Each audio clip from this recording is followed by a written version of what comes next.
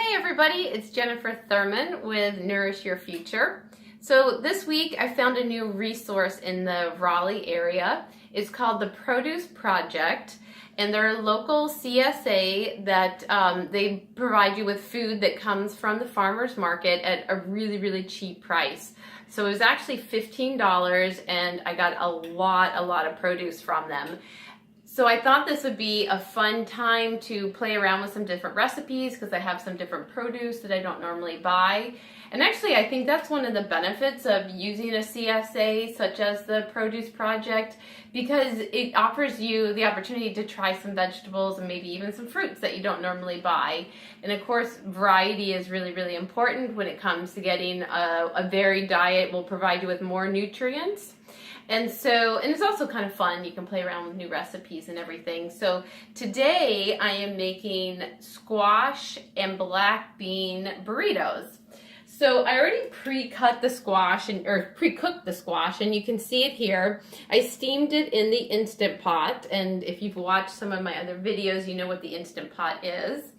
And we're also going to show you the Instant Pot here a little bit later. But the squash is already cooked up. So the next step in this recipe is I'm going to saute up the onions. And I've started them already because the onions need to saute for about 5 minutes. The recipe calls for sauteing the onions. I'm going to turn my temperature up here a little bit. The recipe actually calls for sauteing the onions with oil, but because I try to cook as much as possible without oil, I'm actually sauteing the onions in a low sodium vegetable broth.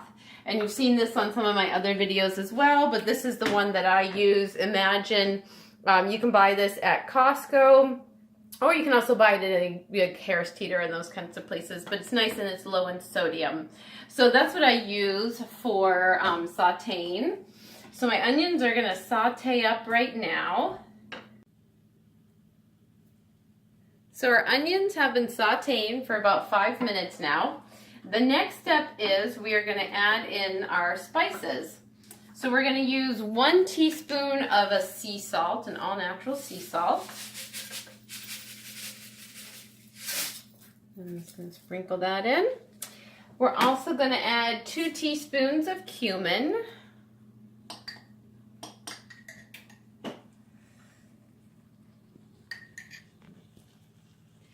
And then we're going to add in 1/2 teaspoon of black pepper.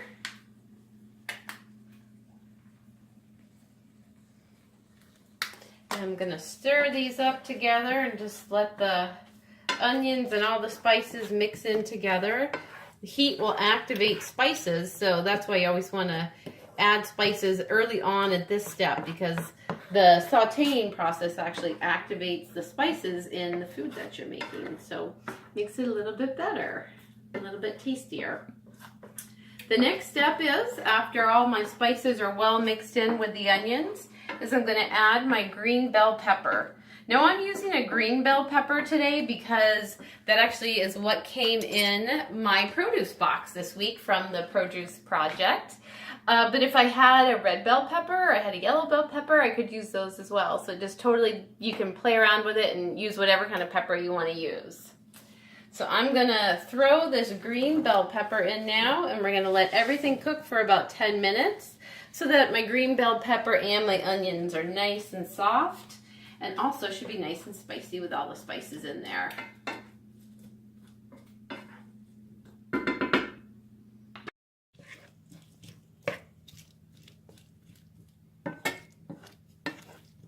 After your green bell peppers have cooked for about 5 minutes, I'm also going to add in the black beans to the dish and let these cook for another 5 minutes before I add in my squash.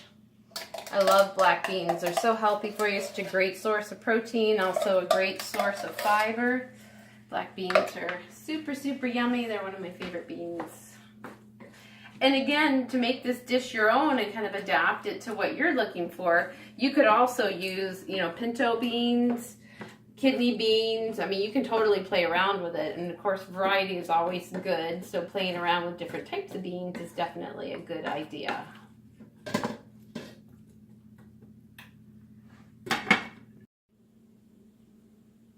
So I mentioned the Instant Pot earlier, and I am using the Instant Pot for part of this recipe. So I cooked the squash in the Instant Pot. I used the steam mode and cooked the squash.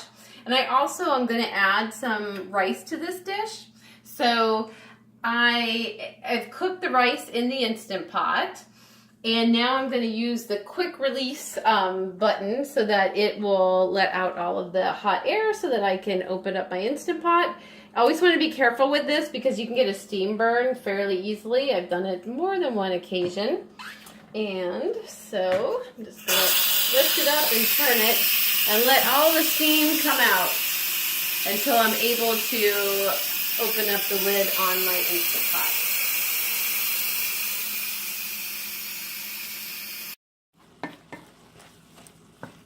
So our black beans and green bell pepper are almost done cooking. So now what I'm going to do is I'm going to add a cup of my squash. Actually, I'm going to add a cup and a half of my squash. So I'm going to remove the lid. You can see I have a lot more than a cup and a half of squash, so I'm going to have to find some other recipe ideas to eat the rest of the squash, or I may actually just eat the rest of the squash, just fresh steamed squash. It's pretty good.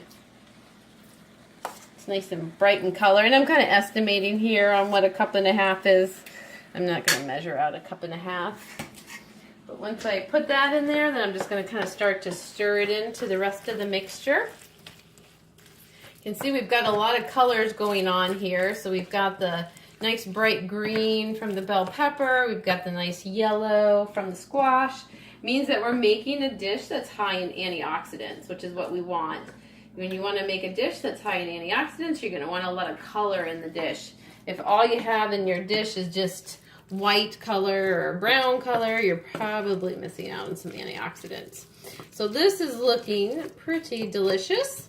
The last step to making this is I am going to add a cup of rice. So make her find, oh, here's my cup. So here's my rice. This is actually a rice quinoa mix that I made. So it's got regular brown rice, quinoa, and a little bit of wild rice in it too. So I use that just for variety, but you can also just use like a straight up brown rice. And I'm going to throw that into the mixture. And then I'm just going to start to kind of just mix it all around. And now I have my filling to put into my burrito.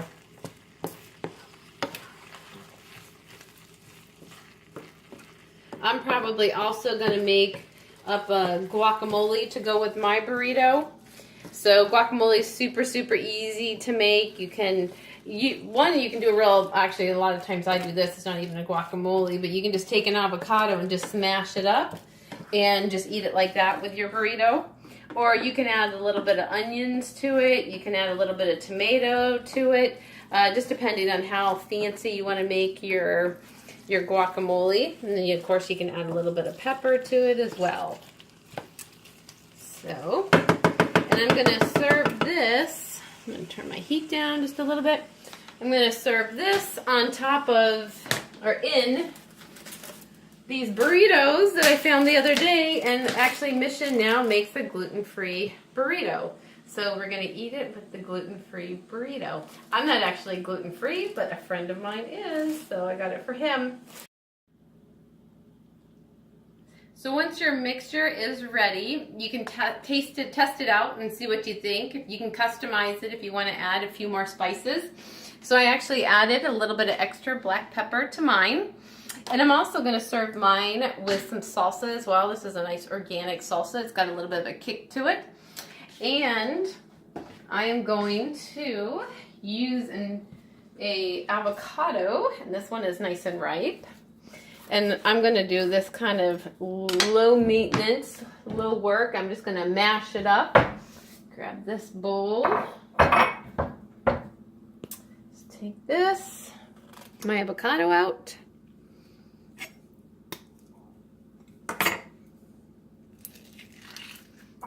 And I might even do 2 avocados if I have 2 that are nice and ripe. I've got all my avocados here. Yeah, this guy's good. I'm going to use this guy as well.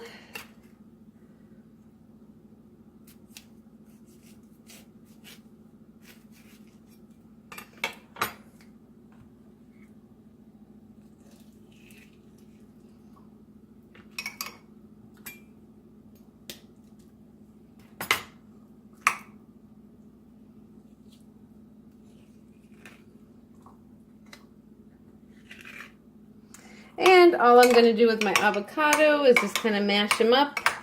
And then I'm probably going to put a little bit of salt on them. And just a little bit of pepper. And my avocado will be good to go. Actually, I just remembered that I have a lime from the produce project. So let me grab out my lime. I'm going to add a little bit of lime to that avocado, which will make it taste really spicy and good. Lime will give it just a little bit of a kick.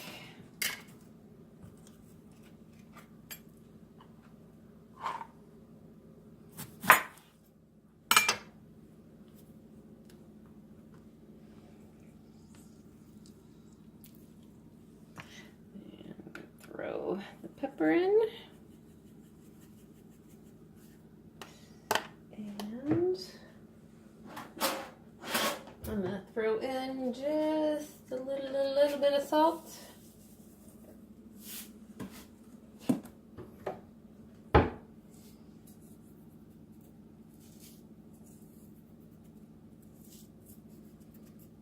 And the salt I have left over, I'll just throw in my pan.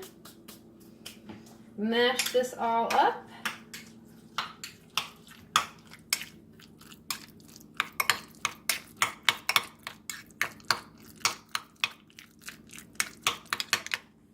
Then the next step is get a plate.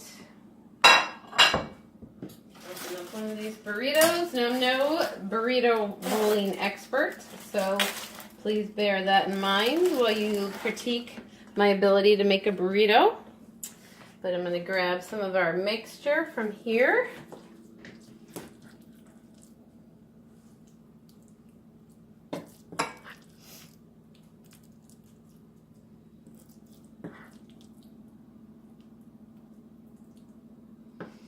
And then I'm going to add a little bit of salsa to it. A clean spoon.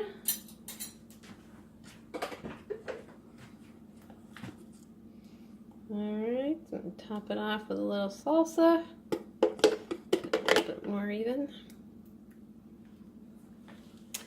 And then finally add my guacamole.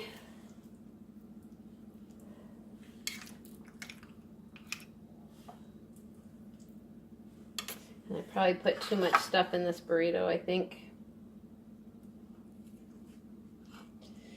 Definitely put too much stuff in this burrito. I'm going to break it into 2 burritos.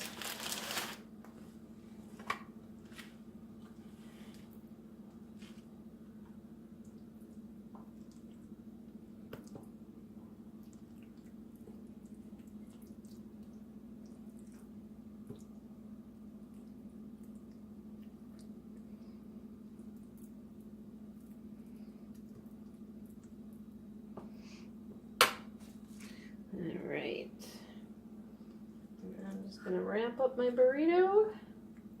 And like I said, I'm no burrito rolling expert, but there's my burrito. Thanks for watching. Happy eating.